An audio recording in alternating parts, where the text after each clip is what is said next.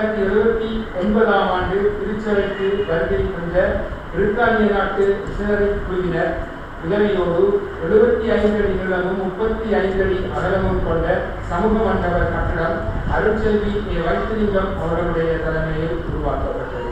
1980 24ஆம் தேதி திருச்சபையின் மகாசங்க தலைவர் பேரொழி திரு வி. பசில் ராஜசிங்கம் குருவானவர் அவர்களால் 100 அடி நீளமும் 40 அடி அகலமும் கொண்ட புதிய ஆலயம் கட்டுவதற்கு அடிக்கல் நாட்டப்பட்டது. அந்த ஆலயமே இந்த ஆலயமாகும். 1989-8-15ஆம் தேதி என்று பூரணப்படுத்தப்பட்டு வணக்கத்திற்குரிய எஸ்.கே. கருணாமர் குருவானவரின் தலைமையில் இலங்கை நெடுந்த திருச்சபையின் மகாசங்க தலைவர் வணக்கத்திற்குரிய எஸ்.கே. சோமை பெரேரா குருவானவரால் புதிய ஆலயம் பிரதிஷ்டை செய்யப்பட்டது.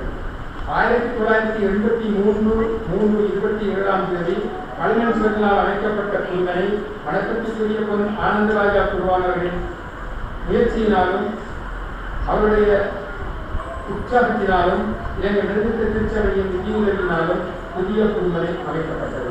2002ஆம் ஆண்டு முகாமை குழுவாக இருந்த அருட்திரு சி.கே.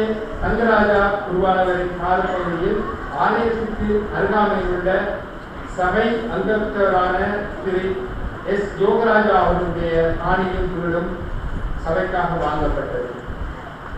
2004-12-26ஆம் தேதி அன்று இலங்கையில் பாரிய அளவில் ஏற்பட்ட சுனாமி பேரலையினால் ஒரு கல்லாறு பிரதேசமும் பாதிக்கப்பட்டு திருச்சபையும் ஆலயமும் பாதிக்கப்பட்டது. ஆணி பேரலை வந்த சமயம் முகாமை குருவாக சி.கே. தங்கராஜா குருவானவர் பணியாற்றினார். அவருடைய தூரநோக்கு சிந்தனையுடன் உருவாக்கப்பட்டதே எங்கள் திருச்சபை வளாகத்திற்குள் அமைக்கப்பட்டிருக்கும் ஸ்பாட் சிறுமியருக்கமாகும். 2008ஆம் ஆண்டு முகாமை குருவாக இருந்த அருட்திரு எஸ். சுதாகர் குருவானவரின் காலப்பகுதியில் பிரதான பாதைக்கு அருகாமையில் அமைந்துள்ள சிறு காணிக்கொண்டு வாங்கப்பட்டது. 27 பேருடன் ஆரம்பித்து அவர்கள் கல்லாரம்பு திருச்சபை 2013ஆம் ஆண்டு நிறைவில் 120 உறுப்பினர்களுடன் காணப்பட்டது மிகவும் சிறப்பம்சமாகும். இது தற்போது 2014ஆம் ஆண்டு காலப்பகுதியிலே இன்னும் அதிக குடும்பத்தினரை நல்லதை கொண்டுள்ளது. கல்லாறு சபை பெற்றெடுத்த குருவானவர்களான வணக்கத்துக்குரிய ஆர்.வி. அமிப்பிள்ளை, வணக்கத்துக்குரிய எச்.எம். ஜெயச்சந்திரன், வணக்கத்துக்குரிய கே. கோவிந்தராஜா, வணக்கத்துக்குரிய சுவர்ணராஜ், வணக்கத்துக்குரிய எஸ். சோமனதாசர் ஆகியோரை பெருமையுடன் வாழ்த்துகிறோம், நினைவு கூறுகிறோம். இறைவனின் நிறைவான ஆசீர்வாதம் நமக்கு மேலும் மேலும் கிடைக்க இறைவனை நாங்கள் வேண்டுகிறோம். தொடர்ந்தும் வரலாற்றினுள் ஏற்படும் ஆண்டவர் உண்மை வழிநடத்த வேண்டும் என்று கேட்டுக்கொள்கிறோம். உங்களுடைய கையிலே தரப்பட்டிருக்கின்ற அந்த புத்தக வழியிலான அந்த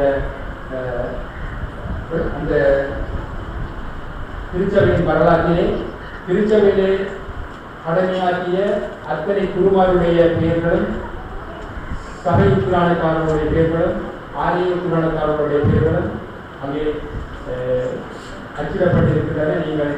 நீங்கள் வாசித்து பார்க்கலாம்.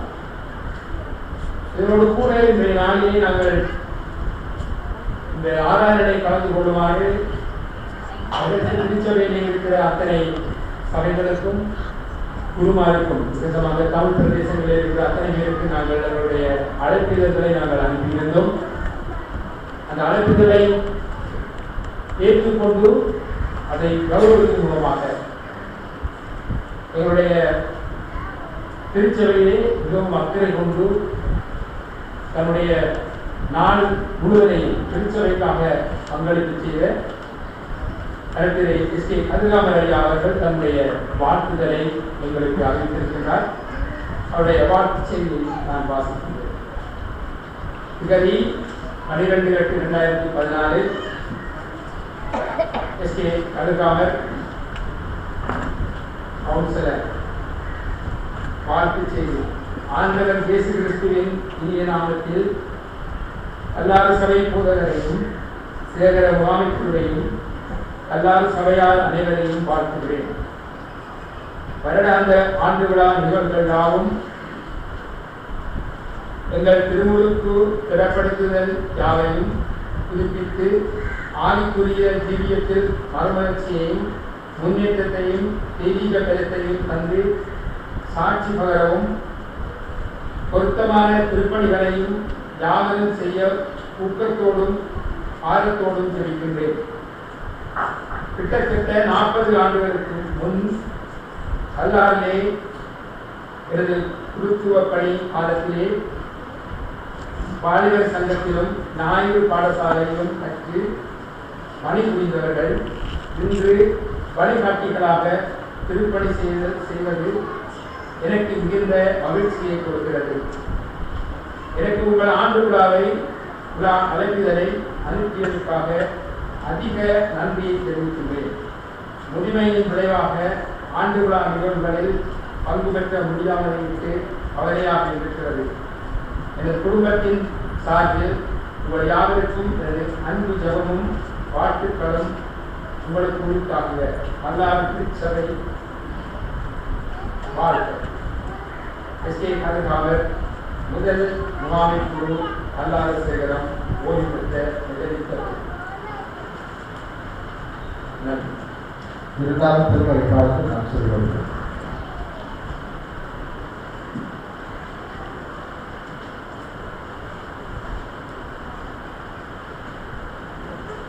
யோவானின் செய்திகள் 12ஆம் அதிகாரம் 23 முதல் 24 வரையான வசனங்கள். யோவான் 12ஆம் அதிகாரம் 23 முதல் 26 வரை. புதிய ஏற்பாட்டிலே 146 பக்கம். அப்போது இயேசு அவர்களை நோக்கி, மனுஷகுமாரன் மகிமைப்படும்படியான வேலை வந்தது.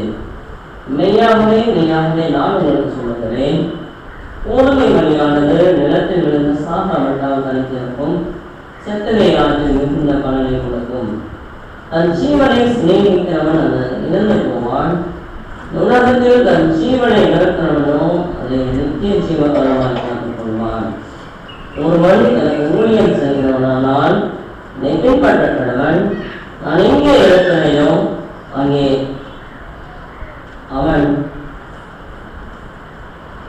என் ஊழியக்காரன் இருப்பான். ஒருவன் எனக்கு ஊழியம் செய்தால் அவனை பிதாவானவர் நலம் கொள்வார் என்பதை அண்ணன் தாமே இந்த வார்த்தைகளை ஆசீர்வாதமாக மாற்றி தந்தார். அண்ணன்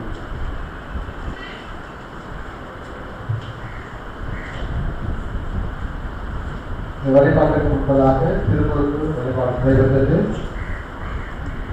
குழந்தைகள் 30 பேரும், வளர்ந்தோர் 4 பேரும் இதை நாங்கள் திருமுழுக்கு பெற்றிருக்கிறார்கள். ஒரு பேரில் வாசிக்கின்ற பொழுது முன்னேறும்படி நான் வாங்கிக் கொள்கிறேன். Kalyana Sundaram ரூலன் Anujan, Kalyana Sundaram Simeon Thanujan, Kalyana Sundaram Joseph Vinujan, Kalyana Sundaram Benjamin Vinujan,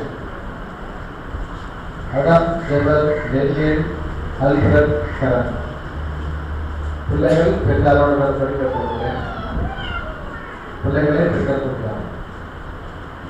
ஆசா ஜெசுரன் அல்ஃபிரட் கரன், உருக்கரதாஸ் ஒலினா யூமிகா, ஸ்ரீகாந்தன் லெனுவேல் சாகேஷ், சுரேஷ் மிகாரியல் அருண். வளர்ந்தோர் கந்தரியா ஸ்டான்லி ஜெமினி கணேசன், வீரசிங்கம் யாக்கோபு கல்யாண சுந்தரம், விவேகானந்த ராஜா போல் சுரேஷ், கல்யாண சுந்தரம் லேயான் நாசமலன்.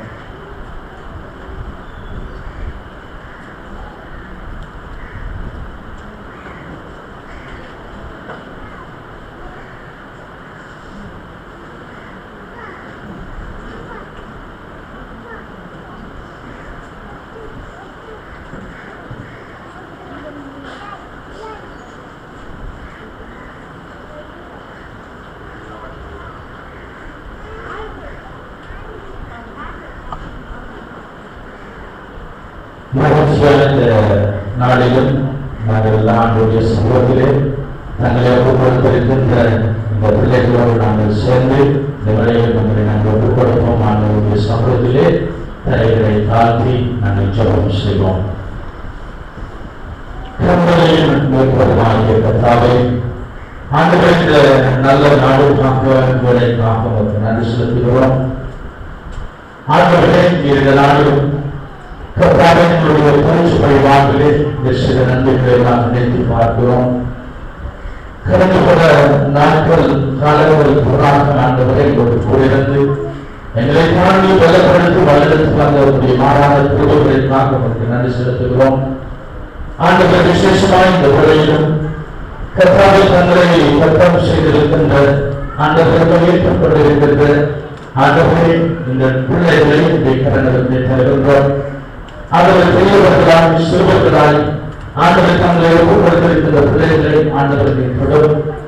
ஆண்டவர் யாரும் உங்களுடைய அபிஷேகம் ஆண்டவர்களுடைய வாழ்விலே உங்களை கலக்கும்படியாக ஜெபிக்கிறோம். ஆண்டவரே, உங்களுடைய வாழ்விலே கர்த்தாவிகள் உண்மை ஆண்டவருடைய வல்லரசை உணர்ந்து கொள்ளவும், ஆண்டவரை துணிக்கு எதிராக போராடவும், ஆண்டவரை இன்னும் அதிகமாக வளரும் விசுவாசத்தில் நிலைத்திருக்கவும் தருகிறார். ஆண்டவரே, உங்களுடைய பிள்ளைகளுக்கு ஆண்டவருடைய வல்லமையை பொழியும்படியாக கொடுக்கும்படி ஜெபிக்கிறோம். ஆண்டவரே, அதிகமாக சிறு பிள்ளைகளை கரங்களுக்கு தருகிறோம். ஆண்டவருடைய சமூகத்தில் குறைத்திருக்கின்ற ஒரு சிறு பிள்ளைகளுக்காகவும் கொண்டாடுகிறோம். ஆண்டவருடைய வல்லமையும் ஞானமும் துறையும் ஆண்டவரை கூட இருக்கும்படியாக கொண்டாடுகின்றேன். அதே வண்ணமாக இந்த பிள்ளைகளை ஒப்புக்கொடுத்திருக்கின்ற பெற்றோர்களுக்காக ஆண்டவர் ஜெபிக்கிறேன். ஆண்டவரை தாங்கள் அந்த பொறுப்பு இருக்கிறார்கள்.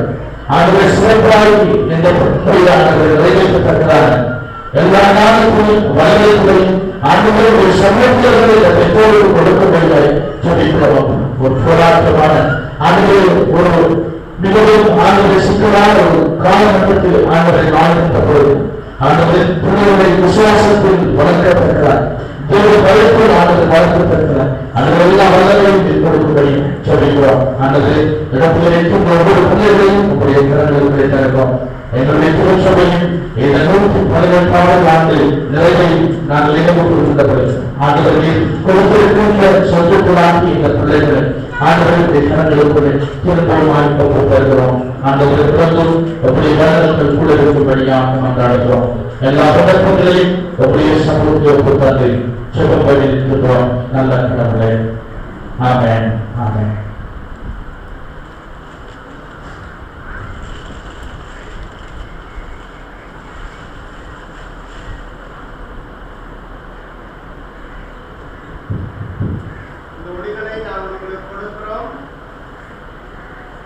இந்த உலகத்திலே விளங்கி ஆண்டவரை சேவித்து அவர் ஒருவருக்கு பணி செய்தவருடைய வாழ்க்கை ஒளியை உங்களுக்கு அடையாளமாக கொடுக்கிறோம். ஆண்டவராகிய இயேசு கிறிஸ்துவின் ஒளி உங்களில் ஒளிர்வதாக.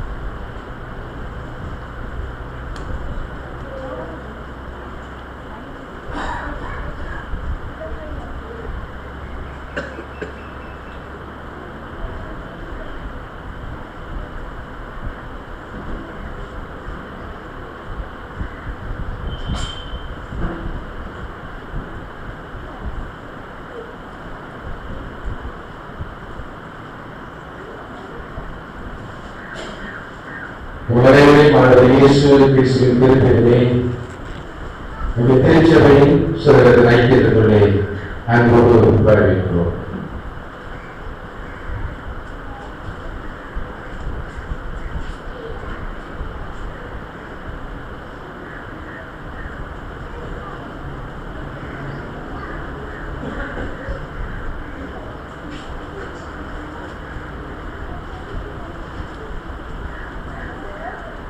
இந்த நாளில் மத்தியிலே கல்லாறு திருச்சபையுடைய 118வது ஆண்டு விழாவிலே ஆண்டுடைய செய்தியை கொடுப்பதற்காக நேற்றைய நாட்களாக என்னோடு அருள்நாதன் போதவர்கள் இருக்கிறார். அவரை அன்போடு நான் ஆண்டுடைய செய்தியை கொடுக்க அழைக்கிறேன். அவர் எங்களுக்கு புதியவர் அல்ல, எங்களுடைய அயல் சகோதரத்தை சேர்ந்தவர். தற்போது அவர் கேம்பெட்டா பத்தலை செல்வருடைய முகாமைக்குழுவாகவும் மத்திய மாவட்டத்தினுடைய நடப்பாண்டு செயலாளருமாக இருக்கிறார். அவர் என்போடு அவருடைய செய்தியை கொடுக்க அழைக்கிறேன்.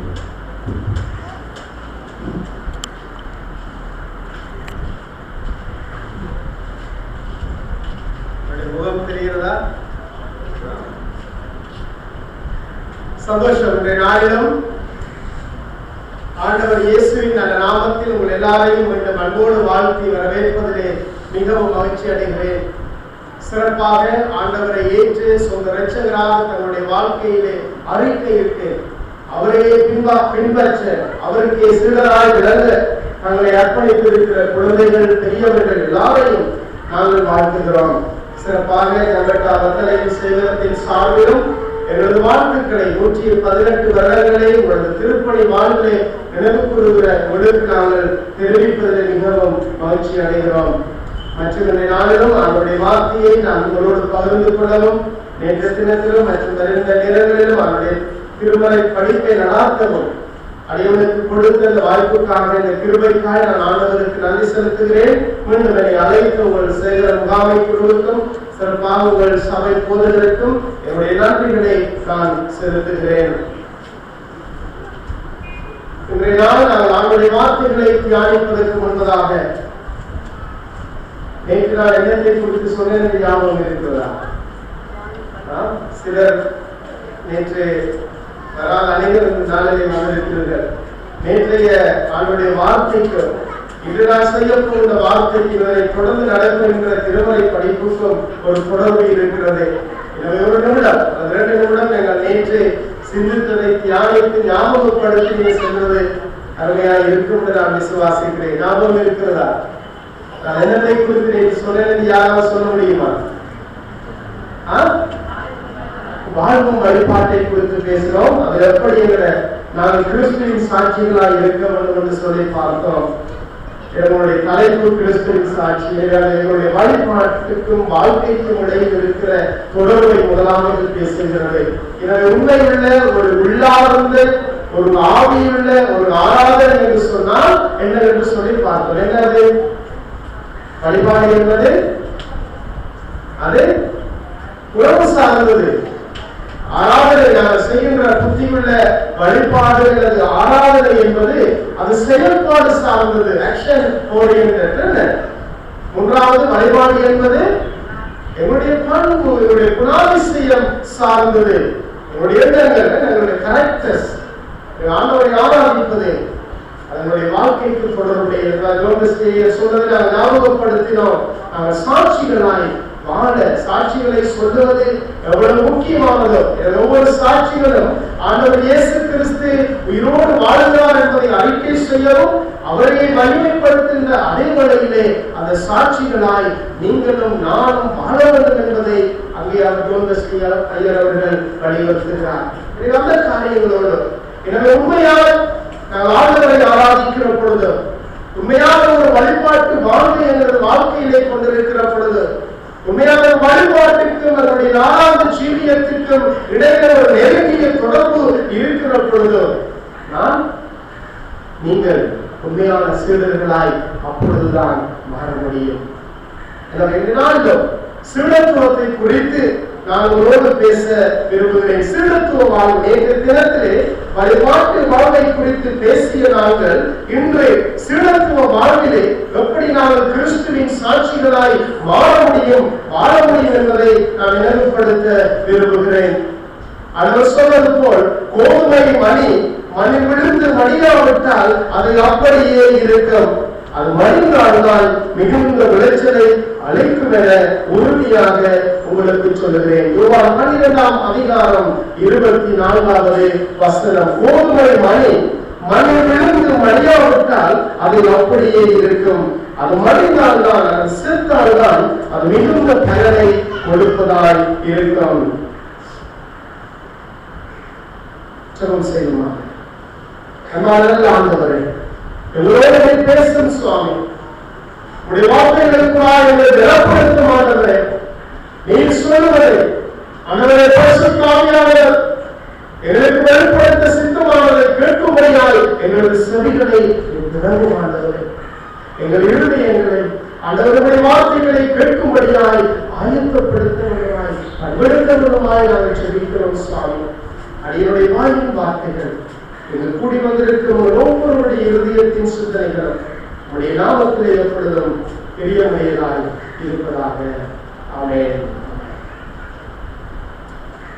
சீடத்துவம் அல்லது சீடத்துவ வாழ்வில் எவ்வாறு நாங்கள் கிறிஸ்துவின் சாட்சிகளாய் வாழ முடியும்? சீடத்துவம் அல்லது சீடத்துவ வாழ்வு என்பது என்னை பின்பற்றி வா என்ற ஆண்டவர் இயேசுவின் அழைப்பை உணர்ந்து கேட்டு அந்த அழைப்புக்கு நாங்கள் அடிபணிந்து கீழ்ப்படிந்து வாழ்விலும் சாவிலும் உண்மையே பின்பற்றுவேன் என்று என் பெருமாண்டவர் இயேசுவை பின்பற்றி வாழுகிற ஒரு வாழ்க்கை தான் சீடத்துவ வாழ்வாக இருக்கிறது. என்னை பின்பற்றி வா அல்லது வாழுங்கள் என்ற ஆண்டவர் இயேசுவின் அழைப்பை முதலாவது நாங்கள் கேட்டவர்களாய் செவிப்படுத்தவர்களாய் அந்த அழைப்பை நாங்கள் உணர்ந்தவர்களாய் உள்ளத்திலே உணர்ந்தவர்களாய் எங்கள் வாழ்க்கையிலும் வாழ்க்கை எல்லா சந்தர்ப்பங்களிலும் வாழ்விலும் சாவிலும்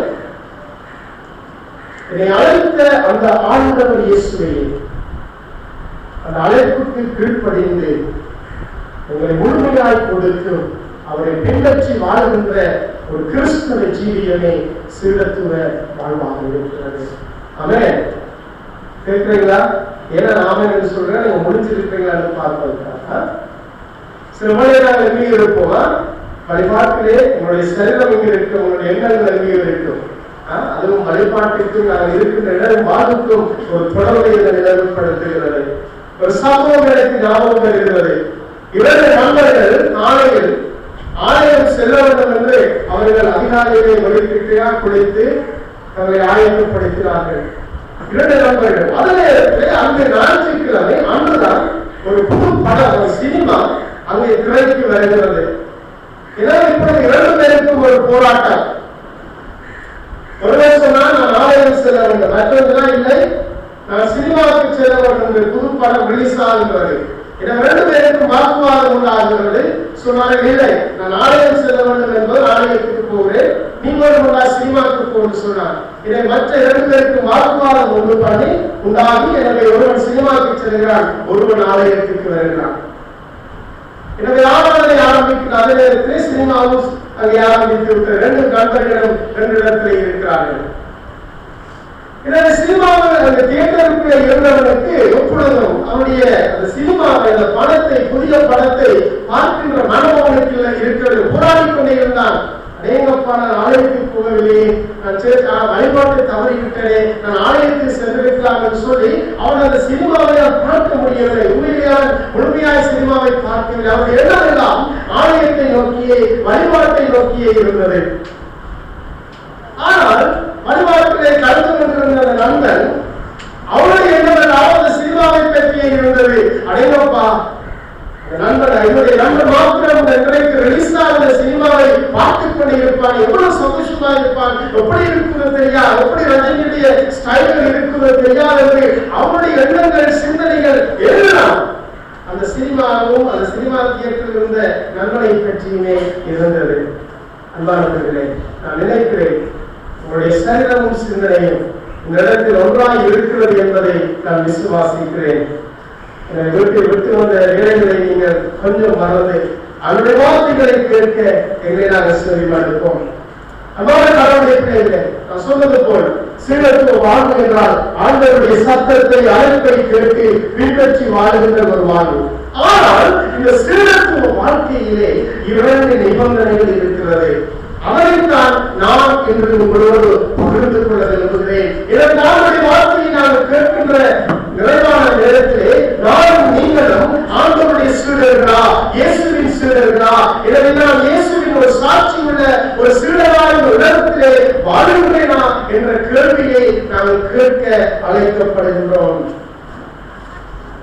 ஆண்டவர் இயேசுவை பின்பற்றி வாழ வேண்டும் என்று சொன்னால் 2 நிபந்தனைகளை ஆண்டவர் அங்கே வைக்கிறார்.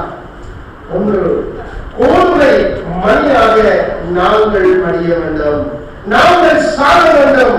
கோதுமை மணி நிலத்தில் விழுந்து மடிந்தால் ஒழிய அது பலன் தராது. எனவே ஒவ்வொரு கிறிஸ்தவனும் கிறிஸ்துவுக்காய் மடிந்தால் ஒழிய, செத்தால் ஒழிய ஆண்டவருக்கு சீடராய் இருக்க முடியாது என்று ஒரு நிபந்தனை ஆண்டவர் சொல்லுகிறார். 2வது நிபந்தனை என்ன? எல்லாருக்கும் தெரிந்த நிபந்தனை என்ன?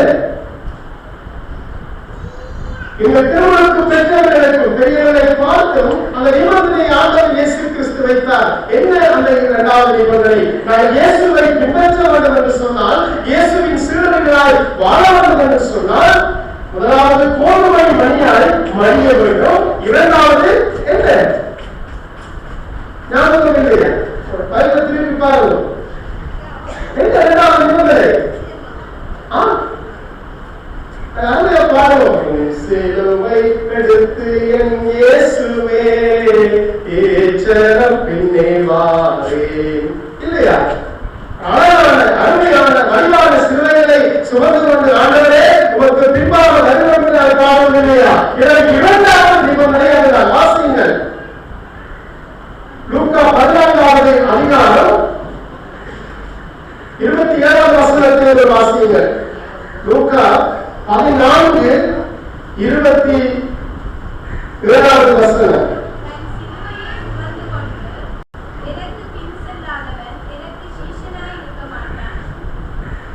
சிலுவையை சுமந்து கொண்டு என்னை பின்பற்றாதவன் எனக்கு சீடனாய் இருக்க மாட்டார். ஆண்டவர் இயேசு கிறிஸ்து மிகவும் தெளிவாய் இந்த நிபந்தனைகளை கொடுக்கிறார்.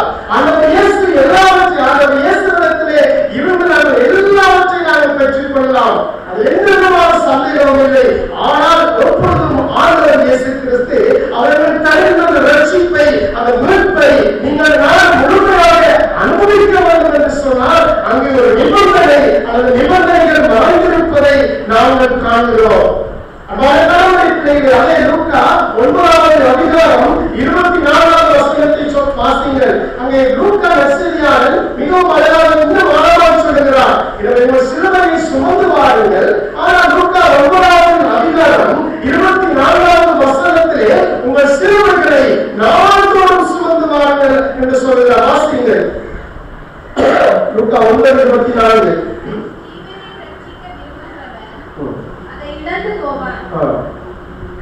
லூக்கா 9:24. தன் ஜீவனை ரட்சிக்க விரும்புகிறவன் அதை இழந்து போவான். என் நிமித்தமாக தன் ஜீவனை இழந்து போகிறவன் அதை ரட்சித்துக் கொள்ளுவான். அடுத்த வசனத்திலே தன்னுடைய சிலுவையை நாள்தோறும் ஒவ்வொரு நாளும் தன்னுடைய சீடர்களை சுமந்தவன் என்னை பின்பற்றவில்லையோ அவன் என்னுடைய சீடனாய் இருக்க முடியாது என்று சொல்கிறார். அன்பான கடவுளுடைய பிள்ளைகளே, சீடத்துவ வாழ்க்கையிலே நாங்கள் கிறிஸ்துவின் சாட்சிகளாய் ஆண்டவருடைய சீடர்களாய் வாழ வேண்டும் என்று சொன்னால் 2 நிபந்தனைகள். என்ன? ஒன்று, கோதுமை மணியாக மடிய வேண்டும், சாக வேண்டும். 2வது, சிலுவையை சுமக்க வேண்டும். எப்படி? ஒவ்வொரு நாளும், என்னுடைய முழு வாழ்க்கையிலும், நாளாவது ஜீவனம் முழுவதும் உங்களுடைய சிலுவையை நான் சுமக்க வேண்டும். 2 காரியங்களை உங்கள் மத்தியில் நான் நிறுத்தி செல்ல விரும்புகிறேன். அன்பானவர்களே, கோதுமை மணி மனிதன் என்று சொன்னார் என்ன? அதை நான் ஆழமாய் சற்று விளங்கிக் கொள்ள உங்களை நான் அன்போடு அழைக்கிறேன். கோதுமை மணியான மனிதன் அல்லது இறந்து போதல் அல்லது சாதல் என்பது என்ன என்று நீங்கள் நினைக்கிறீர்கள்? ஒரு நெல்லை தெரியும், பயிர் விதைக்கிறோம். ஒரு நெல், ஒரு நெல்லை, ஒரு விதை அந்த பயிர்களை விதைக்கிற பொழுது, அதை விதைத்து அந்த நிலத்தில் இறக்கிற பொழுது, சாகுகிற பொழுதுதான் அதிலிருந்து ஒரு பயிர் தோன்றி அதில் பல மனிதர்கள் வந்து நாங்கள் காண்கிறோம். நாங்கள் விதைப்பது ஒரு முறை என்று சொன்னால் இந்த மாவட்டத்தில் ஒரு மூளைக்கு எத்தனை விளைச்சல் வருகிறது? இல்லையா? எத்தனை ஒரு மூட்டைக்கு ஒரு ஏக்கர் எத்தனை மூடையில இருக்கலாம்? ஒரு ஏக்கர் எத்தனை மூடையில விளைப்பது வயசு செய்தவர்கள் ஒரு மூட்டை 120 மூடையா? ஒரு மூட்டைக்கு 65. எத்தனை முறை? அதான் ஒரு விலை பல மணிகளாய். ஆனால் ஒரு விலை பலவடைய வேண்டும் என்று சொன்னால் அது என்ன செய்ய வேண்டும்? மடிய வேண்டும். அது விதைக்கப்பட வேண்டும். அது புதைக்கப்பட வேண்டும். கடவுளுடைய பிள்ளைகளே, நாங்களும் ஆண்டவருடைய சீடர்களாய் வாழ வேண்டும் என்று சொன்னால் சீடத்துவ வாழ்க்கைக்குள்ளாய் கிறிஸ்துவின் சாட்சிகளாய் இந்த உலகத்திலே ஒளியாக உப்பாக மனிதன் வைக்கப்பட்ட தீபங்களாய் விளங்க வேண்டும் என்று சொன்னால் எங்களை நாங்கள் சாதிக்க வேண்டும். அதாவது எங்களுடைய சுயங்களை, எங்களுடைய சொந்த உணர்வுகளை, எங்களுடைய சொந்த விருப்பங்களை நாங்கள் என்ன செய்ய வேண்டும்? நாங்கள் உழைக்க வேண்டும். அவருடைய சீடர்களாய் பாடி வருகிறார்கள். சொந்தங்கள் சொல்லிக்கொள்ள யாரும் இல்லை, சொத்துக்களை அழிக்கொள்ள யாரும் இல்லை. இதே ஒருவர் அல்ல.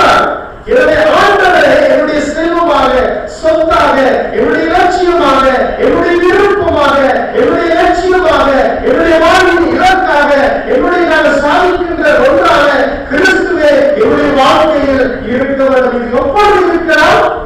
எங்களுடைய சொந்த விருப்பங்களை, எங்களுடைய சொந்த வாழ்வின் லட்சியங்களை நாங்கள் ஆண்டவருக்கென்று விட்டுக் கொடுக்கின்ற பொழுதுதான், கோடுமை மனிதனாய் நாங்கள் எல்லாரையும் மதிக்கின்ற பொழுது, சாகின்ற சாக ஆயுதமாக இருக்கின்ற பொழுதுதான் ஆண்டவருடைய சீடர்களாய் நீங்களும் நானும் வாழ முடியும். எனவே சுயத்தை வருத்த கொலை செய்கிறது. It's a willingness to give. it's a readiness to give. நாங்கள் எப்பொழுதும் ஒன்றை செய்வதற்கு விருப்பம் உள்ளவர்களாய், ஆயுதம் உள்ளவர்களாய் இருக்க வேண்டும்.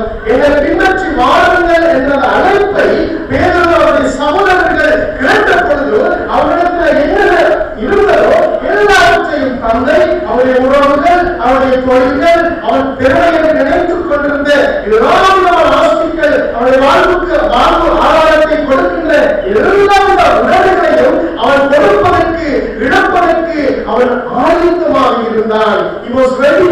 He was not. He had a willingness to give everything for the bride Christ. எல்லாவற்றையும் ஆண்டவருக்காக விட்டுவிடுவதற்காக தன்னுடைய சுயங்களை, அவருடைய எண்ணங்களை, அவருடைய லட்சியங்களை எல்லாவற்றையும் புதைப்பதற்கு அங்கே பேதுரு ஆயத்தமாக இருந்தால்.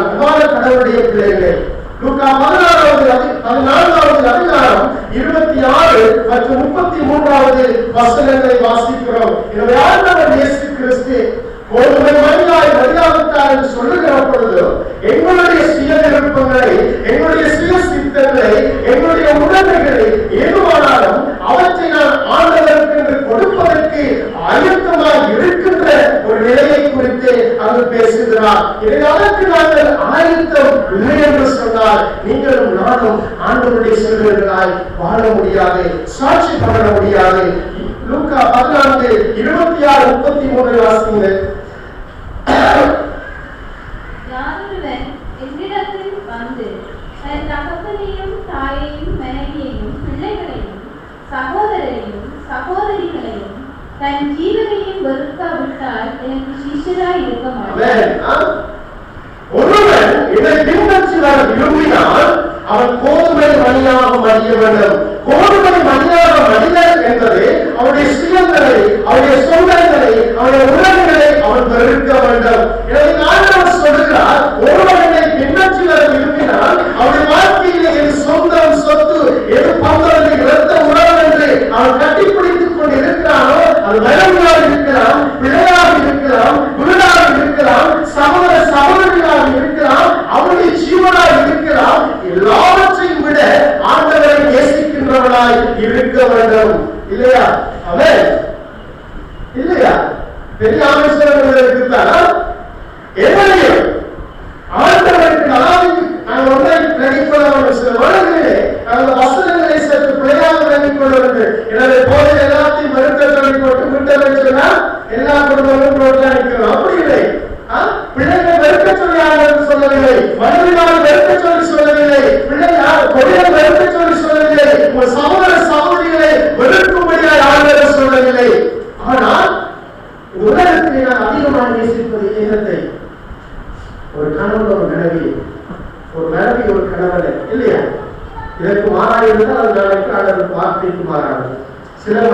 வேற கணவன் அப்படியா?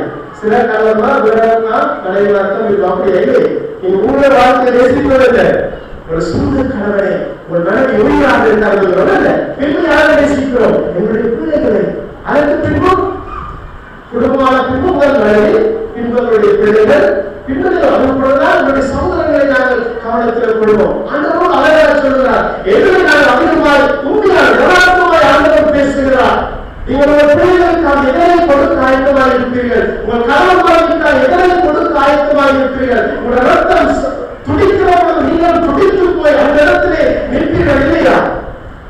சிலரை உங்களுடைய உயிர்களை கூட துச்சமாக எண்ணி உங்களுடைய பிள்ளைகளை நீங்கள் காப்பாற்றீர்கள். உங்களுடைய உயிரை ஆண்டவரை கடைசியிலே போடுகிறார். அவர் சொல்லவில்லை, இவற்றை நாம் மறுத்துவிட்டு என்னை பின்பற்றும்படி ஆண்டவர் சொல்லவில்லை. என்ன சொல்லுகிறார்? அடுத்த 33ஆம் வசனத்திலே, இவர்களை விட என்னை விட இவர்களை நீங்கள் நேசித்தால் என்னுடைய சீடர்களாய் இருக்கிறார். அதான் ஆண்டவர் கொடுக்கின்ற நிபந்தனை. இங்கு ஆண்டவர் சொல்லவில்லை, உங்களுடைய மனைவிகளை அன்பு செய்ய வேண்டாம், உங்கள் பிள்ளைகளை மறுத்து விட்டு வாருங்கள், உங்களுடைய சகோதரர்களை நீங்கள் அமைக்க வேண்டாம் என்று சொல்லவில்லை. அவ்வாறு கடவுளுடைய பிள்ளைகளே, நீங்கள் உங்களுடைய கணவன்மாரை, மனைவிமாரை, பிள்ளைகளை, சகோதர சகோதரிகளை உங்களை நீங்கள் எவ்வாறு நேசிக்கின்றீர்களோ அதிலும் பார்க்க என்னை நீங்கள் நேசிக்க வேண்டும். ஆமென். இதுதான் ஆண்டவர் தருகின்ற நிபந்தனை. என்னுடைய போதுமான மனிதன் என்பது எங்களுடைய வாழ்க்கையிலே எதை அதிகமாக நேசிக்கிறோமோ அதனை பார்க்க அதிகமாக என் ஆண்டவர் இயேசுவை நாங்கள் நேசிக்க வேண்டும். ஆமென். அல்லேலூயா. சீடத்துவம் என்பது போதுமை மனிதனாய் மனிதன் என்பதனுடைய பொருள் அதுதான். ஆண்டவர் நிபந்தனையை தருகிறார். 33ஆம் வசனம் வாசியுங்கள். அப்படியே உங்களில் எவராகிலும் தனக்கு உண்டானவைகளெல்லாம் வெறுத்து விட்டால் அவன் எனக்கு சீஷனாய் இருக்க மாட்டான். தன் உடமைகளை அவன் விட்டு விடாமல் இருந்தால் விட்டு விடுவதற்கு ஆயத்தமாக இருந்தது என்று சொன்னார். என்ன? If a person is not ready to give everything, or if a person is not willing to give everything for the Lord, he can't be my disciple. If readiness, willingness, எதையும் ஆண்டவருக்காய் கொடுப்பதற்கு ஆயத்தமாக இருப்பது. வாழ்விலே எது எனக்கு நல்லது சிறந்தது, என்னுடைய சொத்து, என்னுடைய உயிருக்கு கருதுகிறோமோ அதனை ஆண்டவர் இயேசுவுக்கு பின்பாக வைப்பது. அதுதான் சீடத்துவ வாழ்க்கை. சிலுவையின் முன்னால் உலகின் பின்னால், சிலுவையின் முன்னால் உலகம், மனைவியின் பின்னால், சிலுவையின் முன்னால் ஆண்டவர் இயேசு முன்னால், பிள்ளைகள் என் பின்னால். ஆமென். இதுதான் கிறிஸ்தவ சீடத்துவத்தின் ஒரு மாதிரியாக இருக்கிறது. அன்பான கடவுளுடைய பிள்ளைகளே, அந்த இயேசுவின் கிறிஸ்துவின் சாட்சிகளாய் நீங்களும் நானும் வாழ வேண்டும் என்று சொன்னார். நீங்களும் நானும் போதுமை மனிதராய் மனித வேண்டும். இதைத்தான் பேதுரு செய்கிறார். எல்லாவற்றையும், பொருளையும், அவருடைய தந்தையை, உறவுகளை, அவருடைய செல்வங்கள், சொத்துக்கள் எல்லாவற்றையும் விட்டுவிட அவர் ஆயத்தமாக இருந்தார். தன்னுடைய எண்ணங்களை பிலிப்பியர் 3ஆவது அதிகாரம் 8ஆம் வசனத்தை ஒரு வாசியுங்கள். பிலிப்பியர் 3:8. அது மாத்திரமல்ல, என் கர்த்தராகிய கிறிஸ்து இயேசுவை அறிகிற அறிவின் மேன்மைக்காக எல்லாவற்றையும் நஷ்டமென்று எண்ணிக் கொண்டிருக்கிறேன். என்ன சொல்றார்? ஒப்பற்ற செல்வமாகிய ஆண்டவராகிய இயேசு கிறிஸ்துவை நான் அடையும் பொருட்டு அந்த அழியாத செல்வத்தை, அந்த ஒப்பற்ற செல்வமாக ஆண்டவர் இயேசு கிறிஸ்துவை என் வாழ்க்கையிலே நிலையான சொத்தாய் நான் மாற்றிக்கொள்ளும்படி என்னுடைய வாழ்க்கையிலே முதன்மையானவை, மேன்மையானவை, எது செல்வம், சொத்து என்று நான் நினைத்திருந்த கல்வி, என்னுடைய பரம்பரை சொத்துக்கள், கௌரவம் எல்லாவற்றையும் நான் குப்பையாக எண்ணுகிறேன். எல்லாவற்றையும் ஆண்டவர் இயேசு கிறிஸ்து சிலுவைக்கு பின்பாக நான் வைக்கிறேன் என்று அங்கே அப்போஸ்தலர் பவுல் அழகாக சொல்லுவதை நாங்கள் காண்கிறோம். 24ஆம் வசனத்தை வாசியுங்கள். வாசிக்கப்பட்டவன் தன் ஜீவனை காக்கிறவன் அதனை இழந்து போவான். தன் ஜீவனை ஆண்டவருக்காய் இழப்பதற்கு ஆயத்தமாக இருக்கிறவன் அதனை காத்துக் கொள்வான். அன்பான கடவுளுடைய பிள்ளைகளே, கடவுள் மூடன் பணக்கார மூடனுடைய சம்பவத்தில் நாம் திருமுறையை வாசிக்கிறோம். ஆண்டவர் இயேசுவை பின்பற்ற விரும்பிய ஒரு பணக்கார வாழ்க்கையை நாம் திருமுறையிலே வாசிக்கிறோம். ஆனா இவர்கள் செய்த தவறு என்ன? ஆண்டவர் இயேசுவை விட தங்களுடைய செல்வங்களை, சொத்துக்களை, இந்த உலகத்தை, தங்களுடைய குடும்பங்களை அதிகமாக நேசிக்கப்படுகிறார். அந்த நிலையானதை ஆண்டவர் இயேசு கொடுக்கின்ற அந்த நிலையானதை அவர்கள் இழந்து போனதை நாங்கள் காண்கிறோம். நாங்கள் பெருமையாக 200 வருட வரலாற்றை, திருச்சபை வரலாற்றிலே நாங்கள் நினைவு கூறுகிறோம். 200 வருடங்கள் கடந்து வந்திருக்கிறோம் என்று சொன்னால் பலர் ஆண்டவருடைய பிள்ளைகள் தன்னுடைய வாழ்வை, தன்னுடைய ஜீவனை கோதுமை மனிதரால் இந்த உலகத்தில், இந்த பூமியிலே அவர்கள் புதைக்கப்படினால்தான் இன்று நாங்கள் பெருமையாக இந்த சந்ததியால் 200 வருடங்களுக்கு பின்பும் ஆண்டவருடைய நாமத்தை போற்றுகின்ற, அவருக்கு சாட்சி பகர்கின்ற கிறிஸ்தவர்களாய், மெத்தடிஸ்தர்களாய் நாங்கள் இந்த உலகத்திலே இருக்கிறோம். அவருடைய வார்த்தை சொல்கிறது, ஒவ்வொரு இரத்த சாட்சிகளுடைய ஒவ்வொரு இரத்த துளிகளும் திருச்சபையுடைய விதைகளால் மாறியது. ஒவ்வொரு மிஸ்ரர் மாநிலம் தன்னுடைய வாழ்க்கையை கோதுமை மணிகளால் அங்கே நிலத்திலே புதைத்தார்கள். எங்கோ வாழ்ந்த மிஸ்ரரிமார் தங்களுடைய கணவன், தன்னுடைய மனைவி, தன்னுடைய பிள்ளைகள், தன்னுடைய சொந்த இடம், தன்னுடைய சொந்த வீடுவாசல், தன்னுடைய கௌரவங்கள், தன்னுடைய கல்விகள் எல்லாவற்றையும் அங்கே புதைத்து விட்டு அங்கே சொல்கிறார், நான் மறிக்க நேரிட்டால் ஆசியாவின் கடற்கரையிலே நான் நிர்வாகம் சுற்றி திரிய எனக்கு நேர்ந்தாலும் நான் சிலருக்கு இலங்கைக்கு செல்லாமல் இருக்க மாட்டேன் என்ற தரிசனத்தோடு அது 66 வயதிலும் அங்கே கோதுமை மணியால் அங்கே ஆண்டவருக்கு என்றவர்கள் கொடுக்க ஆயத்தமாக இருந்தார்கள். அந்த ரெடினஸ், அந்த வில்லிங்னஸ், அந்த ஆயத்தம் தான் இயேசுவின் சீடர்களால் அவர்களை புறப்பட செய்தது. எனவே வில்லியம் ஓட்டாளருடைய மகன் 25 வயதிலே திருமணம் முடித்து சில மாதங்களிலே அவர் கடலிலே மறித்து போகின்ற பொழுதிலும் அந்த கோதுமை மணியை நிலத்திலே கடலிலே எறிந்து அடக்கம் செய்துவிட்டு இலங்கை நோக்கி பயணம் செய்தார்கள். தலைவராக இருந்தவர் கடலிலே இறந்துவிட்டார். கோதுமை மணியாய் அதை கடலிலே கழித்து விடுகிறார்கள். அவ்வாறு கடவுளுடைய பிள்ளைகளே, ஒவ்வொரு இரத்த சாட்சிகளாய் மறித்த ஒவ்வொருடைய முன்னோர்களுடைய ஒவ்வொரு இரத்த துளிகள் தான் இன்றைய திருச்சபைகளினுடைய ஒரு விதையாக, அத்திபாரமாக நாம் இன்று சொல்லுகிற ஒரு சாட்சிகளுக்கு ஆதாரமாய் மாறி இருக்கிறது. தங்களுடைய வாழ்க்கையினுடைய மேன்மைகளை, தங்களுடைய வாழ்க்கையினுடைய செல்வங்களை ஆண்டவர் இயேசுவுக்காக அவர்கள் இழப்பதற்கு ஆயத்தமாக இருந்தார்கள். எனவே கடவுளுடைய பிள்ளைகளை, ஒரு மனிதன், எனவே ஒருவரானது ஓரத்தி எப்பொழுது தன்னுடைய சொந்த நிலைமைகளை, சொந்த விருப்பங்களை புதைப்பதற்கு ஆயத்தமாக இருக்கிறாரோ அப்போதுதான் கடவுள் அவளை தன்னுடைய சீடரால் அழைக்கிறார். ஆண்டவர்கள் எடுத்து அதிகமாக பாதிக்கின்றவராக இருக்கிறார். இதை யாருடைய சீடர்களாய் நாம் இருந்து கிறிஸ்துவின் சாட்சிகளாய் வாழ வேண்டும் என்று சொன்னார். கோதுமை மணிகளாய் பதிய வேண்டும். ஆமென். ஆயத்தமா? ஆயத்தம் சொன்னா ஆமென் சொல்லுங்க. ஆமென். அல்லேலூயா சொல்லுங்க. அல்லேலூயா. அவன் எத்தனை பேர் ஆண்டவருக்காய் நீங்கள் எல்லாவற்றையும் இழப்பதற்கு ஆயத்தமாக இருக்கிறீர்கள்? கைதுவாகும். ஆமென். அன்றைய நாள் மகிமைப்படுவதாக சொன்னீர்கள். பயப்பட வேண்டாம். நீங்கள் ஆண்டவருக்கு எதை இழப்பதற்கு நீங்கள் ஆயத்தமாக இருக்கிறீர்களோ அதனுடைய ஆசீர்வாதங்களை நாங்கள் பார்ப்போம். பயப்பட வேண்டாம். எல்லாவற்றையும் விட்டு விட்ட வார்த்தை நியாமிச்சோம் என்ற பிள்ளை குட்டிக்கு என்ன நீங்க யோசிக்க வேண்டாம். ஆண்டவர் கைவிட மாட்டார். சரி, இரண்டாவது நிபந்தனை என்ன? சிலுவையை சுமக்க வேண்டும். எனவே இதில் சற்று வித்தியாசமாக பார்க்கிறீர்கள். கோதுமை மணி எங்களுடைய சிலங்களை, எங்களுடைய விருப்பங்களை நாங்கள் புதைப்பதற்கு ஆயத்தமாக இருப்பதை வெறுத்தல் கோதுமை மணியாய் மனிதல். ஆனால் சிலுவை சுமத்தல் அதனுடைய இரண்டாவது கட்டமாக இன்னும் ஒரு ஆழமான சிலுவத்துவ அழைப்பாக இருக்கிறது. நான் போதும் தன்னுடைய சிலுவை.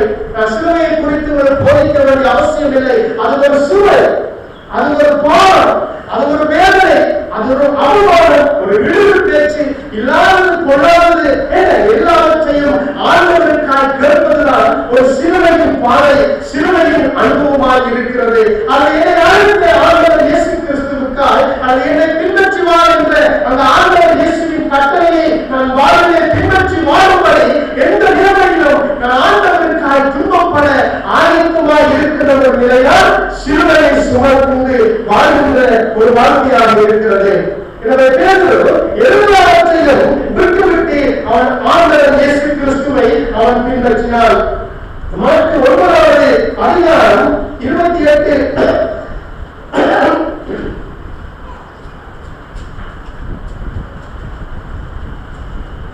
எனவே சிலுவையை சுமக்கும்படி ஆண்டவர் அழைக்கிற பொழுது நான்கு தன் சிலுவையை சுமக்கும்படி அழைக்கிறார். எனவே சிலுவையை நாங்கள் சுமக்கவில்லை என்று சொன்னால், சுமப்பதற்கு ஆயுதமாய் இருக்கவில்லை என்று சொன்னால், அல்லது கிறிஸ்துவுக்காய் எந்த பாடுகளையும் எந்த அவமானங்களையும் எந்த துன்பங்களையும் எந்த விரிவான பேச்சுக்களையும் நாங்கள் கேட்பதற்கும் அந்த துன்பத்தின் வழியிலே செல்வதற்கும் நீங்கள் நாங்கள் ஆயுதம் இல்லை என்று சொன்னால், அந்த சிலுவையை சுமக்கவில்லை என்று சொன்னால் ஆண்டவருடைய சீடர்களாய் வாழ முடியாது.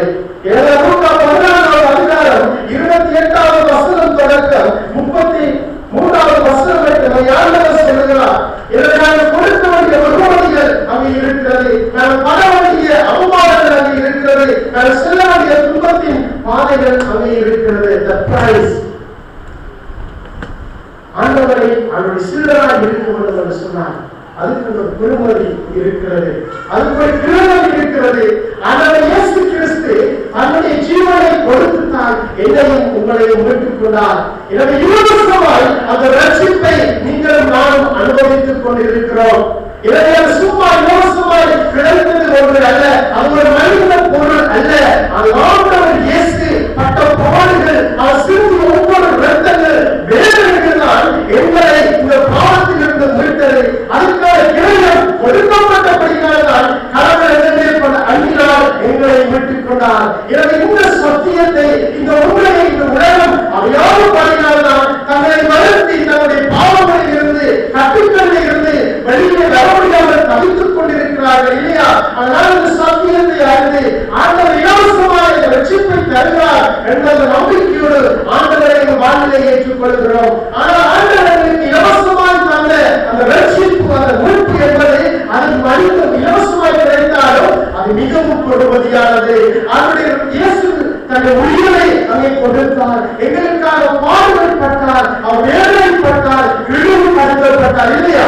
இதனால் அதை ஆண்டவர் சொல்கிறார், என்னை பின்பற்றி வர நீங்கள் யாராவது விரும்பினார் நான் சிலுவையை சுமந்து கொண்டு என்னை பின்பற்றி வரட்டும். எனவே நான் எவ்வாறு சிலுவையை சுமந்து நான் நடிக்கப் போகிறேனோ, எவ்வாறு என்னை ஆண்டவருடைய தந்தையுடைய சித்தத்தை நிறைவேற்றும்படியாக நான் துன்பப்பட போகிறேன், அவ்வாறு என்னை பின்பற்றி வர விரும்புகிறவர்களிடம் நீங்கள் சீரான பின்பு அடைய போகிற துன்பங்களையும் வேதனைகளையும் நீங்கள் கேட்க போகிற விரிவான பேச்சுக்களையும் உங்கள் மனதிலே நீங்கள் இருத்தியவர்களால் என்னை பின்பற்றி வர வேண்டும். அதற்கான பொறுமையை கிரயத்தை நீங்கள் கொடுப்பதற்கு ஆயத்தமாக இருக்க வேண்டும் என்று அங்கே ஆண்டவர் சொல்லுகிறார். கடவுளுடைய பிள்ளைகள் கொடுக்க வேண்டிய கிரயம் இன்னும் அழகாக ஆண்டவர் எளிமையாக சொல்லுகிறார். மலை பிரசங்கத்திலே 5வது அதிகாரம் 1 தொடக்கம் 11வது வசனம் வரை சொல்லுங்க பாப்போம். ஆண்டவர் என்ன சொல்லுகிறார்? ஆவியில் வெளிப்படுகிறவர்கள் பாக்கியவான்கள். 2வது கட்டத்தில் இயேசுவை பின்பற்றி வருகிறவர்கள் என்று சொன்னால் ஆண்டவர் சொல்லுகிறார், சிலுவையை சுமந்து கொள்வார்கள். இன்னும் அவர்கள் ஆண்டவரை பிடித்து வருகிறவர்கள் என்று சொன்னால் நாங்கள் ஆவியில் வெளிப்படுகிறவர்களாக இருக்கிறவர்கள். 2வது ஓகே, 2வது என்ன பாக்கியவான்கள்?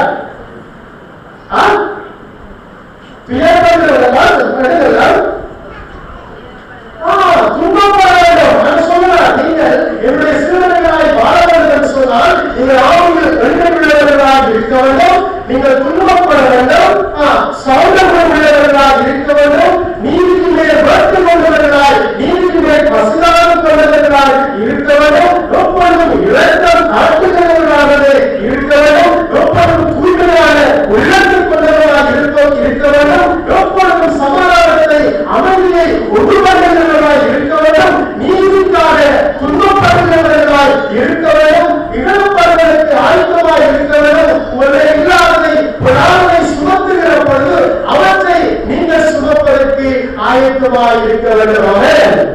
இதனால் சிறப்புக்கான கிரகத்தை மலை பிரசங்கத்தை ஆண்டவர் அழகாக சொல்லுகிறார். பெருமையான உள்ளம், நீதிக்காக பாடுபடுதல், இல்லாத பொறாமையை ஏற்றுக்கொள்ளுதல், ஆண்டவரை பின்பற்றி வாழ வேண்டும் என்று சொன்னார். எனவே எப்பொழுது சிலர்கள் துன்புறுத்தப்பட்டார்களோ, எப்பொழுது வேதனைப்படுத்தப்பட்டார்களோ, எப்பொழுது திருச்சபை துன்பங்களுக்குள்ளாக கடந்து சென்றதோ அப்பொழுதுதான் அந்த திருச்சபை கிறிஸ்தவ சமூகம் சீடத்துவத்திலே வளர ஆரம்பித்தது. நீங்கள் 12 இயேசுடைய சாதாரணமாக ஆண்டவர் இயேசு கிறிஸ்துவினுடைய 12 சிறுவருடைய மரணத்தை அவருடைய வாழ்க்கை முடிவை நீங்கள் சற்று வரலாற்றிலே வாசித்து பாருங்கள்.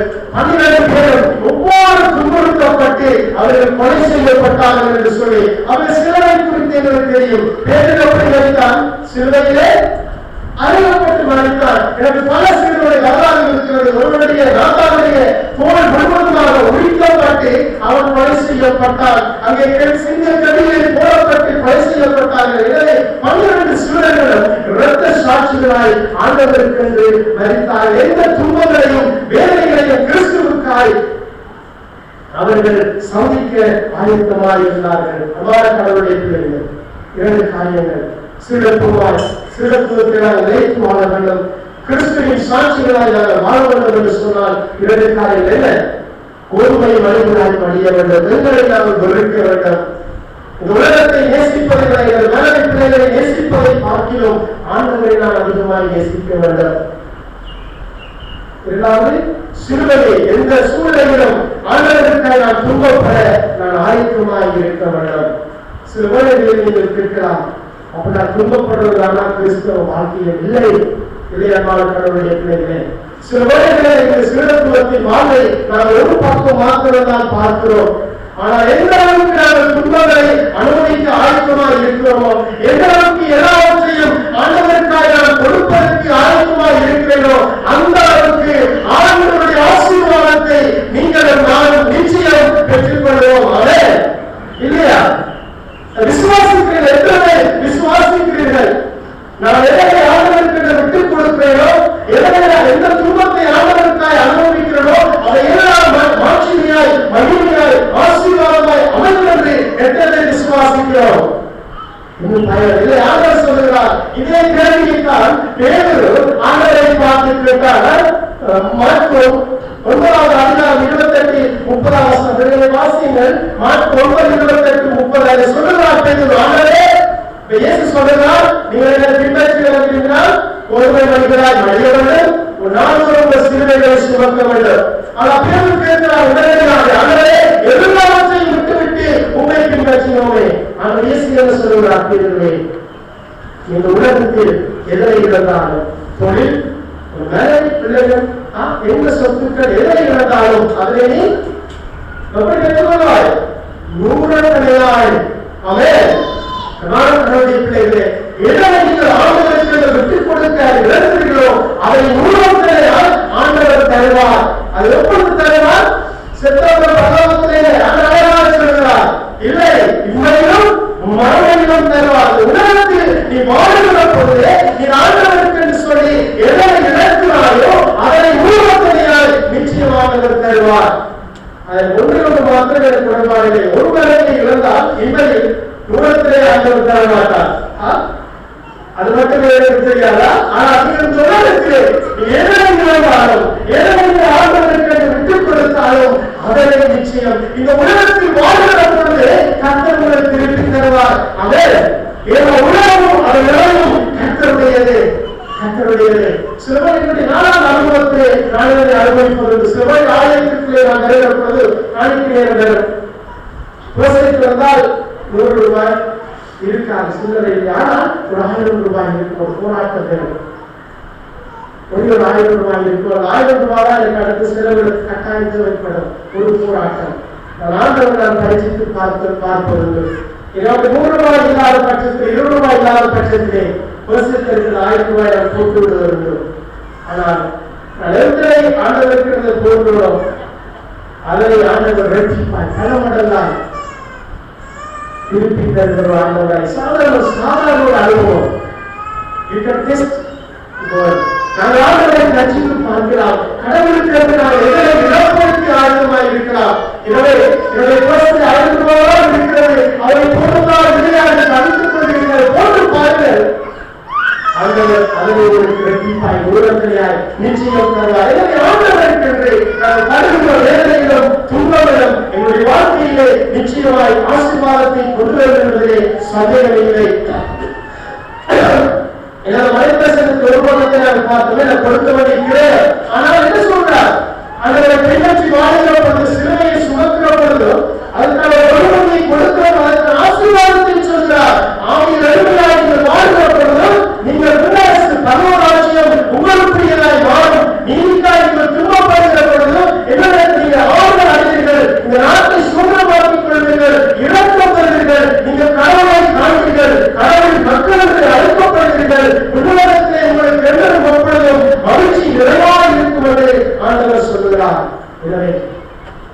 ஒன்றையும் நாங்கள் உலகத்திலே இழந்து போவதில்லை. எதனால் ஆண்டவருக்கு இழக்கிறோமோ, எந்த துன்பத்தை ஆண்டவருக்கு படுகிறோமோ, அது நிச்சயம் எங்களை மாட்சிமையிலே, வலிமையிலே, இரட்டிப்பான ஆசீர்வாதங்களை எங்களுடைய வாழ்க்கையிலே கொண்டு வரும். அன்பானவர்களே, நாங்கள் இன்று சபையில் எவ்வாறு இருக்கிறோம்? கிறிஸ்துவின் சாட்சிகள் என்ற தொழிற்பொருளிலே சிந்திக்கிறோம். ஆனால் இந்த சபைகளிலே நாங்கள் பார்க்கிற பொழுது இன்னும் நாங்கள் ஒரு பக்திமான்களாகத்தான் இருக்கிறோம். இன்னும் நாங்கள் ஒரு பார்வையாளர்களாகத்தான் சபையில் இருக்கிறோம். இன்னும் நாங்கள் விசுவாசிகளாகத்தான் திருச்சபையில் இருக்கிறோம். நாங்கள் சீடர்களாய் மாற வேண்டிய ஒரு காலகட்டத்திலே இருக்கிறோம். எப்பொழுது நாங்கள் சீடர்களாய் மாறுகிறோமோ அப்பொழுதுதான் திருச்சபையிலே எழுப்புதல்கள் வரும். அப்பொழுதுதான் திருச்சபை புறப்பட்டு செல்கின்ற ஒரு சமூகமாக மாறும். இன்னும் நாங்கள் என்ன செய்கிறோம்?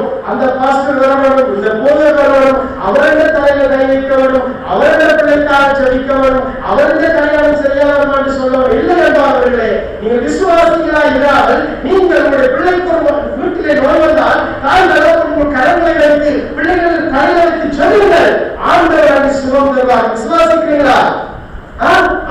அதுதான் சீடத்துவம். எனவே அவர் ஜெபிக்கணும். இந்தியாவிலிருந்து பாஸ்டர் வந்தால்தான் என் வாழ்க்கையிலே சுகம் தரும். அதை நான் பிள்ளைக்கு கல்யாணம் நடத்துவேன். நீங்கள் வாழ்நாள் படியுங்கள், நீங்கள் ஆண்டவரை நோக்கி கதறுங்கள், நீங்கள் ஆண்டவரை சோதித்து பாருங்கள். ஆண்டவருடைய சீடர்களாய் நாங்கள் ஒவ்வொருவரும் மாறுவோம் என்பதையே ஆண்டவர் விரும்புகிறார். நாங்கள் பார்வையாளர்களாக அல்ல, ஸ்பெக்டேட்டர்ஸாக அல்லாமல் பார்ட்டிகளாய் பங்காளிகளாய் திருச்சபையில் மாற வேண்டும். நாங்கள் கண்டுபிடித்தசாய், நாங்கள் தோரசாக மாற வேண்டும். பெற்றுக்கொள்வதாக அல்லாமல் திருச்சபையை நாங்கள் வெளியிலே கொண்டு செல்கின்ற சீடர்களாய், கருவிகளாய் நீங்களும் நாங்கள் மாற வேண்டும். அனைத்தான் ஒவ்வொருவரையும் ஆசீர்வதித்து வழிநடத்துவாராக. கோதுமை வழிகளாய் வழிய நான் தூரம் சிறுவரை சுமந்து இயேசுவின் சீடர்களாய் உலகத்தில் வாழ கர்த்தர் உங்களையும் என்னையும் ஆசீர்வதித்து வழிநடத்துவாராக. ஆமென். உங்கள் கண்களை மூடி ஆண்டவரிடத்தில் நம்மை ஒப்புக்கொடுக்கிறோம். அந்தவரையினுடைய சிலுவையை சுமந்து உங்களை பின்பற்றி வருகிறேன்ப்பா. விசுவாசியாய் அல்லாமல், ஒரு பார்வையாளராய் அல்லாமல், அந்தவருடைய சீடனாய் நான் மாற என்னை வழி நடத்தும். உங்களிடத்தில் ஏற்படுகிறோம். ஆண்டவர் இயேசுவின் நாமத்திலே ஆமென்.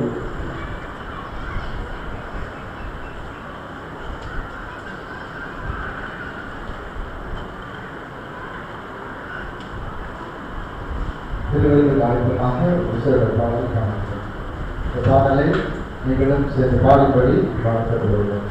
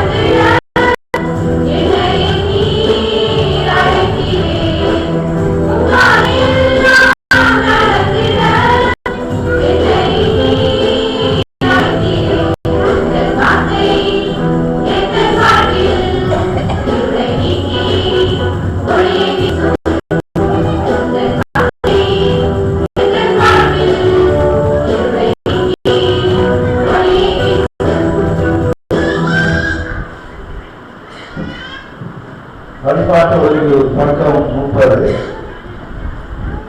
கர்த்தருக்குள் அன்பானவர்களே, இந்த அப்பத்தை உணவும் இந்த பாத்திரத்தில் பானம் பண்ணவும் வருகையாளரும் தங்களை நன்றாய் சோதித்தறிந்து வர வேண்டும் என்று புனித பவுலுடையவை நம்முடைய மீட்பராகிய கிறிஸ்துவின் வருடம் இரத்தமாகியத்திலிருந்து பந்தியில் பங்குள்ள மலராய் என்று நாம் நினைத்துக் கொள்ள வேண்டும். அன்பானவர்களே, ஆண்டவருடைய ஆக்கினை தீர்ப்பு நம்மை வந்திருந்தால் படித்து நாம் நம்மை ஆராய்ந்து நமது பாவங்களுக்காக உண்மையாய் நடந்து மீட்பராகிய கிறிஸ்துவை உயிரும் உறுதியும் உள்ள விசுவாசத்தோடு கட்டிக் கொள்வோமாக. நமது நடத்தையை சீர்திருத்தி எல்லா மனிதத்திலும் அன்பாய் வாழ்வோமாக. இப்படி செய்தால் இந்த புனித திருவிருந்தை பெற்றுக் கொள்வதற்கு தகுதியாகும். ஆகையால் உண்மையோடும் பயபக்தியோடும் நமது பாவங்களுக்காக மனம் தூக்கப்பட்டவர்களால் பிறரோடு அன்பும் தயவும் உள்ளவர்களாகி ஆண்டவருடைய கட்டளைக்கு கீழ்ப்படிந்து அவர் விதித்த நன்னறிகளில் இனி நடந்து பொதுவாக வாழ விரும்புகிறதாம்.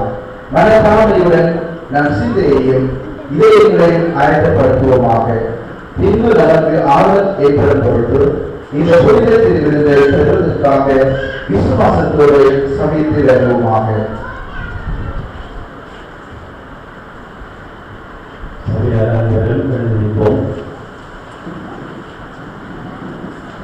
உங்கள் இதயங்களை உயர்த்துங்கள். நம்முடைய கர்த்தராகிய கடவுளுக்கு நாம் நன்றி செலுத்துகிறோம். ஆண்டவரே, தூய தந்தையே, எல்லா வல்லமையுள்ள நிலையான கடவுளே, நாங்களுக்காக திருவிடத்தில் மக்குப்புகள் செலுத்துவதே தகுதியானதும் நீதியானது நாங்கள் செய்ய வேண்டிய முதல் கடமையுமாயிருக்கின்றது.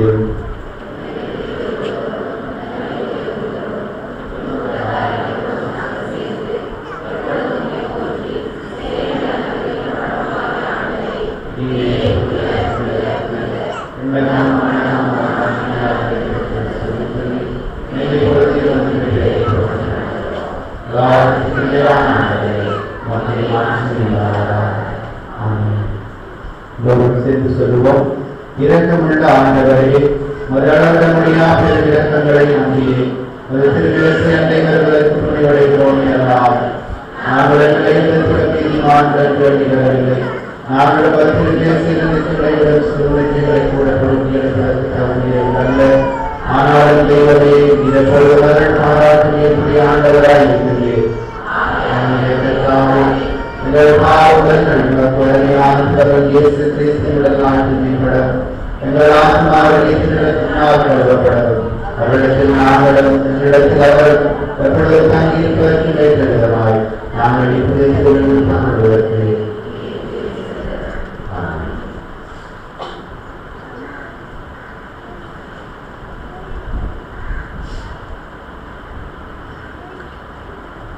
வழிபாட்டோடு 34. எங்கள் தந்தையாகிய கடவுளே, எங்களை மீட்டெடுக்கும் பொருட்டே நீர் உமது புதல்வராகிய இயேசு கிறிஸ்துவை உமது கனிவுள்ள இரக்கத்தினால் அவர் சிலுவையின் மரணத்தை அனுபவிக்கும்படிக்கு அவர் எங்களுக்காக தந்தீர். அவர் தாம் திரும்ப வரும் காலம் வரை நம்முடைய விலை மதிப்பெற்ற அருமையான மரணத்தை நாங்கள் என்றென்றும் நினைவில் வைத்திருக்கத்தக்கதாக ஒரு நியமத்தை ஏற்படுத்தி அதை நாங்கள் உரையாமல் கைக்கொள்ள வேண்டும் என்று எங்களை பணிந்திருக்கின்றார். நமது ஆண்டவராகிய இயேசு தாம் காட்டி கொடுக்கப்பட்ட அதே இரவில் தம் சீடரோடு பந்தியிருக்கையில் அப்பத்தை எடுத்து கடவுளுக்கு செலுத்திய பின் அப்பத்தை பெற்று சீடருக்கு கொடுத்து, நீங்கள் இதை பெற்று உண்ணுங்கள், இது உங்களுக்காக கொடுக்கப்படுகிற உடலாயிருக்கிறது, என்னை நிலை கூறும்படி இதை செய்யுங்கள் என்றார். உணவு உண்ட பின்னர் அவ்வாறு பாத்திரத்தை எடுத்து கடவுளுக்கு செலுத்திய பின் அவர்களை கொடுத்து, நீங்கள் எல்லாரும் இதை பானம் பண்ணுங்கள், இது பாவ மன்னிப்பு உண்டாகும்படி உங்களுக்காகவும் அனைவருக்காகவும் சிங்கப்படுகிற பொது உடன்படிக்கையாயிருக்கிறது. நீங்கள் இதை கருது போகலாம் என்று கூறும்படி இவ்வாறு செய்து பாருங்கள் என்றார். யாவரும் சேர்ந்து ஜெபிப்போம். தந்தையே, கேட்டு நாங்கள்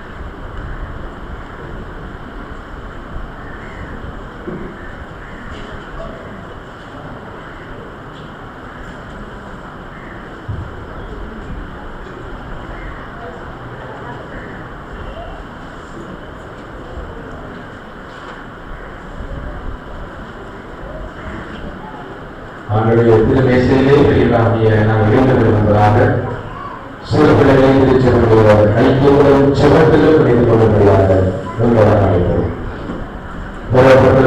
அனைவரும் சிறுவர்களுக்கு உடல் செவத்துக்காக சூழ்நிலாக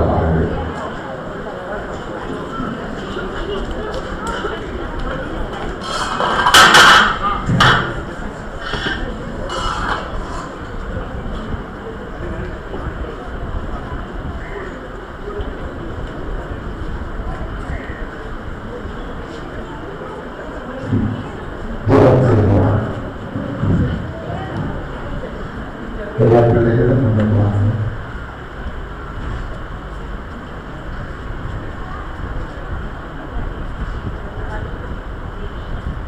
ஜெபம் செய்வோம். எங்கள் நல்ல ஆண்டவரே, உங்களுடைய பிரசன்னத்துக்கு முன்பாக வந்து தலைமுடிந்து நிற்கின்ற சிறுவர்களையும் பெற்றோர்களையும் உங்களுடைய கருத்தை வைத்து ஜெபிக்கின்றோம். இந்த சிறுவர்கள் ஞானத்திலே வளரவும் இன்னும் உங்களுடைய கண்காணிப்பிலே பெறப்படவும் உங்களுடைய ஆசீர்வாதங்கள் அனைத்தையும் அவர்களுக்கு உபப்படுத்தி கொடுக்கும்படி எல்லாம் வல்ல இயேசு சுவாமி மூலம் ஜெபிக்கிறோம் பிதாவே. ஆமென்.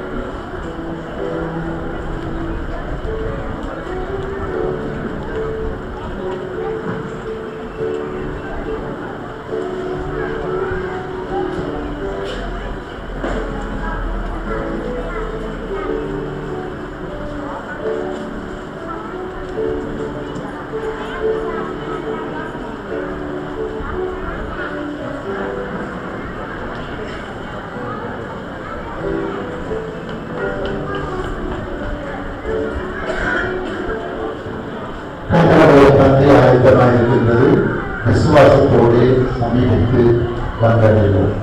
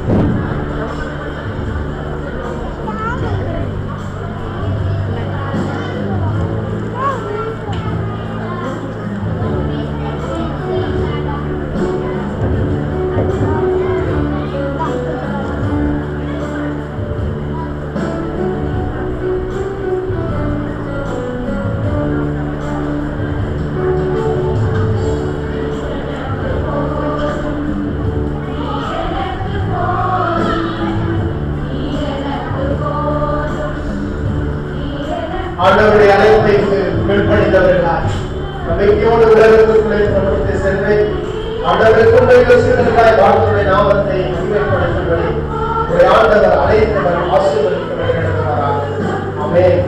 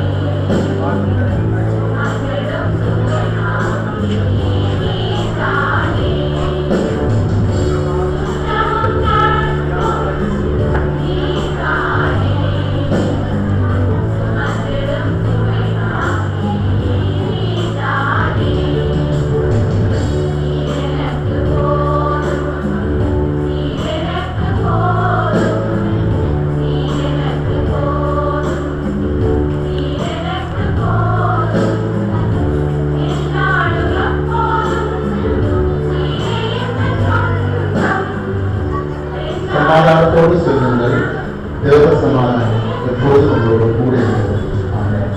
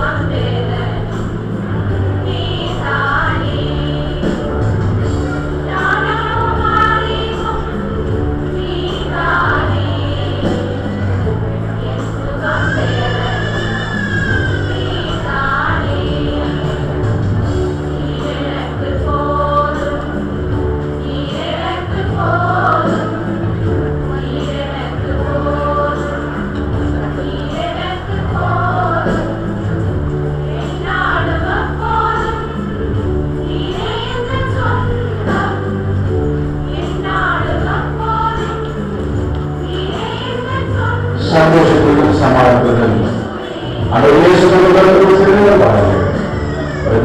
வாழ ஆண்டவருடைய உலகத்தை எழுதுவாராக. ஆமென்.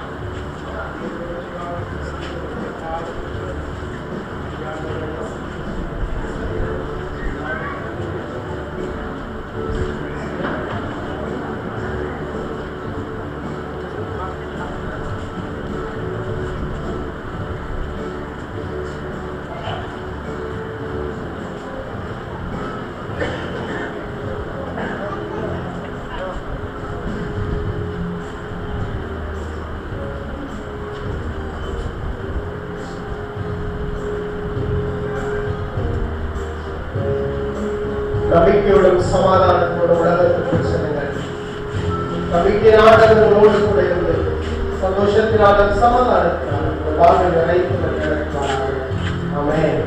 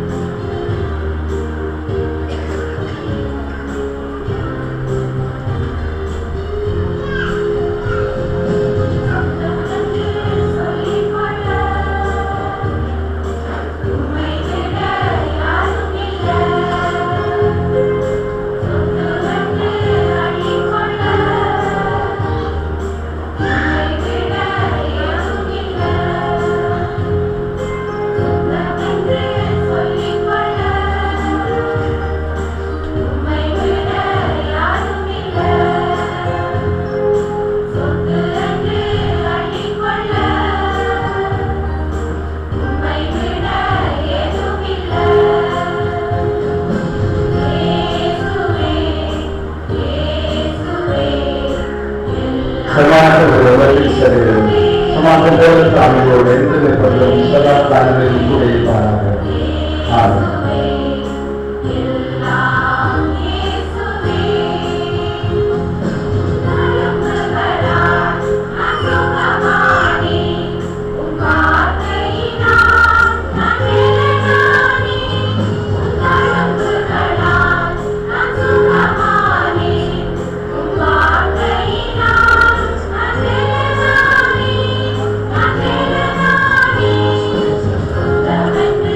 சொல்லிக் கொள்ள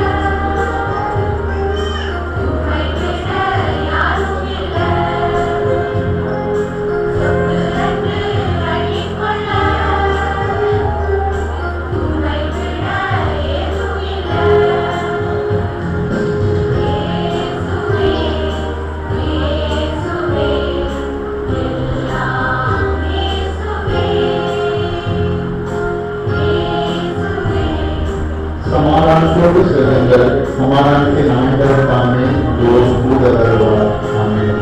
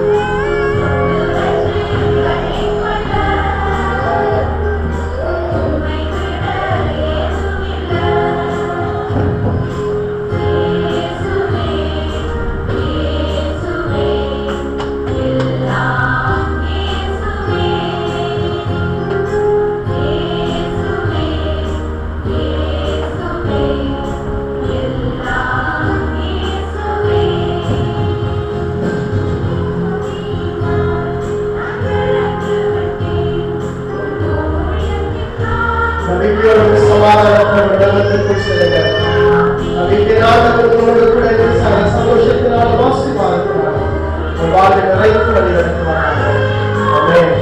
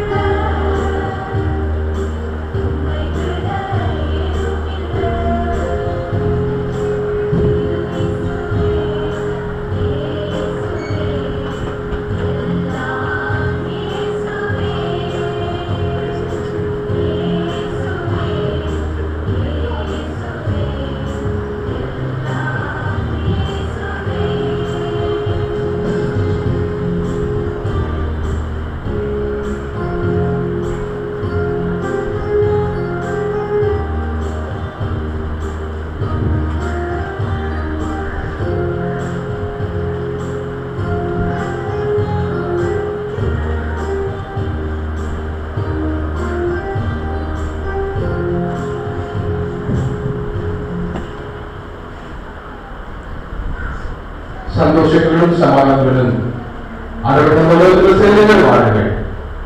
சில காட்சிக்கு அவர் நாமே எப்போதும் உதவி செய்வாராக. ஆமென்.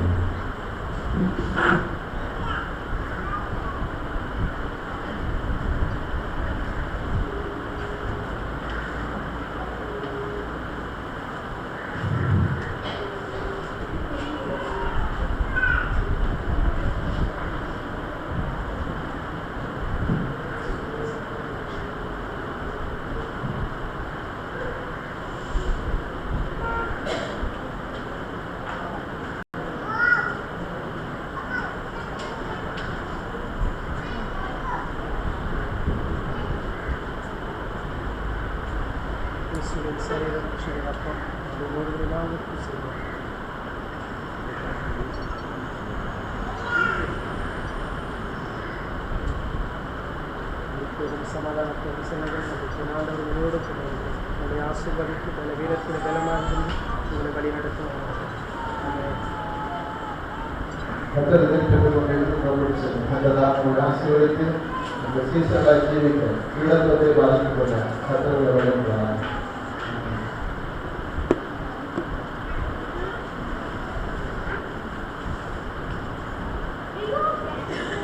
சோதனை அகற்றவாறு அர்ப்பணிப்பு பாடலை செய்து பாடுவோம். எங்களை ஜீவபலியா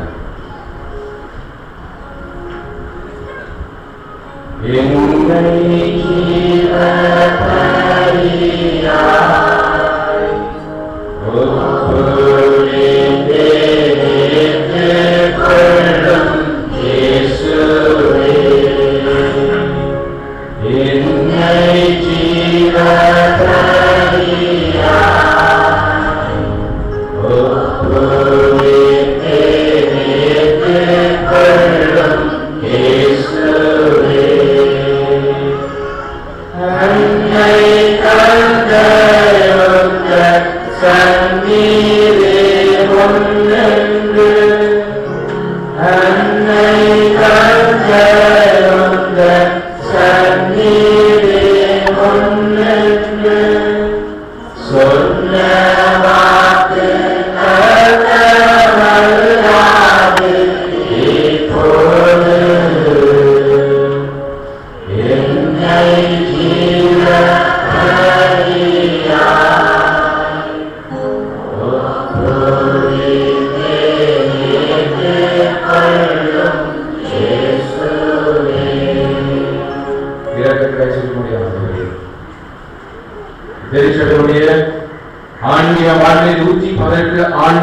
கடந்து வரும் ஆண்டவரே, அதை எங்களுடைய கண்கள் காண அனுபவிக்க ஆண்டவரே, வீரர்களை தேசத்திலே வைத்திருக்காக நாங்கள் துதிக்கிறோம், ஸ்தோத்திரிக்கிறோம்.